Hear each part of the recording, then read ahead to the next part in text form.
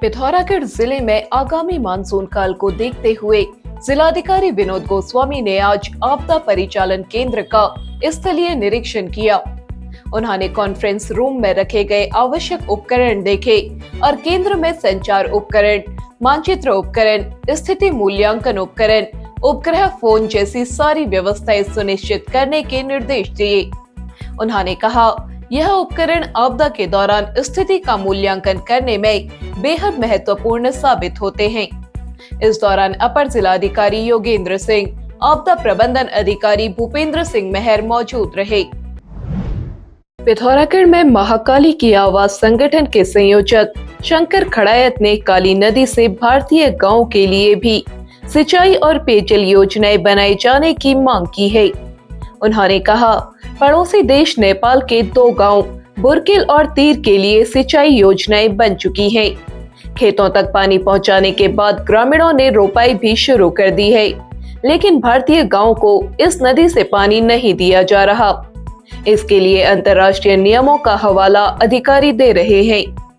हम भी भारत के स्थानीय और जिला प्रशासन के लोगों से ये कहना चाहते हैं कि जो हर बार वो ये कहते हैं कि अंतर्राष्ट्रीय सीमा है और हम वहाँ से पानी नहीं ले सकते हैं, यह उनके लिए, उन लोगों के लिए एक आईना है कि वो देखें कि नेपाल की तरफ में पानी देकर लोगों की रोपाई शुरू हो गई है, लोगों का उत्पादन वहाँ बढ़ गया है, लोगों की आजीविका में सुधार वहाँ हो गया है, तो क्यों नहीं हमारे गाँव में, जो अगर मैं शुरू करूँ जौलजीबी से लेके पूरे पंचेश्वर तक और टनकपुर तक, वहाँ के जितने भी नदी तट के गांव हैं, बहुत ही उपजाऊ खेत वहाँ पे हैं, परंतु वहाँ सिंचाई के साधन न होने के कारण वहाँ से लगातार पलायन हो रहा है, क्योंकि वहाँ की जो उत्पादक क्षमता है उसका उपयोग हमारी सरकार नहीं कर पा रही है।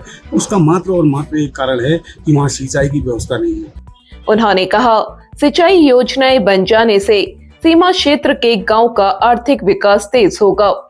उन्होंने दिल्ली में होने वाली बैठक में इस मसले को प्रमुखता से उठाए जाने की मांग की है। आपका सपना है एक बेहतर करियर का, तो मंजिल है सिर्फ एक, मानस कॉलेज पिथौरागढ़। यहाँ खुल चुके हैं एडमिशन सभी कोर्सेज में, जैसे BSc IT, nutrition and health care science, banking and financial management, graphic designing and animation, logistics management, e-commerce and digital marketing, mass communication and journalism और होटल मैनेजमेंट। यहाँ हर कदम पर आपका विकास तय है। आज ही संपर्क करें। पिथौरागढ़ जिला चिकित्सालय के मुख्य सर्जन डॉक्टर लाल सिंह बोरा का देहरादून स्थानांतरण हो गया है। अपने व्यवहार और कार्य कुशलता से आम जनता में बेहद लोकप्रिय डॉक्टर बोरा का स्थानांतरण हो जाने से लोग खासे आहत हैं। उनके स्थानांतरण से जिला चिकित्सालय में अब एकमात्र सर्जन रह गए हैं। सर्जनों की कमी से जिले के लोगों को खासी दिक्कत झेलनी पड़ेगी। वहीं डॉक्टर बोरा के साथ ही उनकी धर्मपत्नी निश्चेतक डॉक्टर रजनी भाकुनी बोरा का भी देहरादून जिला चिकित्सालय के लिए स्थानांतरण हो गया है। पिथौरागढ़ नगर से लगे मड़ खड़ायत क्षेत्र में पर्याप्त जल स्रोत हैं, लेकिन इन जल स्रोतों से पानी 24 घंटे लगातार बहकर बर्बाद हो रहा है। सामाजिक कार्यकर्ता प्रदीप चंद ने बताया, स्रोतों का पानी बहकर नालियों में जा रहा है। इस पानी के संचयन और उचित वितरण के लिए आज तक कोई योजनाएं नहीं बनी है। स्वच्छ और निर्मल जल का सही तरीके से प्रबंध कर बड़ी आबादी को पेयजल उपलब्ध कराया जा सकता है। उन्होंने जल संचयन योजनाओं पर सवाल खड़े करते हुए कहा, प्राकृतिक जल स्रोतों के पानी को बचाने के लिए योजनाएं बनाई जानी चाहिए, वरना भविष्य में बड़ी आबादी को जल संकट झेलना पड़ेगा।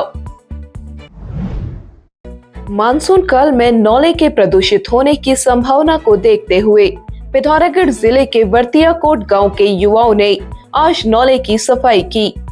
युवकों ने बताया, बरसात होने पर स्रोत का पानी अक्सर प्रदूषित हो जाता है, जिससे ग्रामीणों को दिक्कत होती है।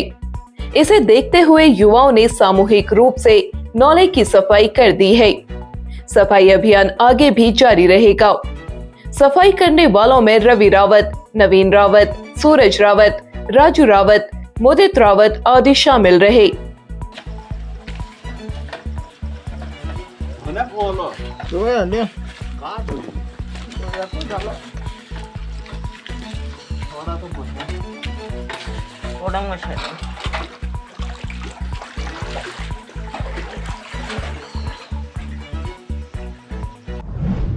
पिथौरागढ़ व उत्तराखंड की सभी खबरों को हिंदी, अंग्रेजी और नेपाली भाषा में भी पढ़ सकते हैं। अभी डाउनलोड करें न्यूज़ इंडो नेपाल ऐप।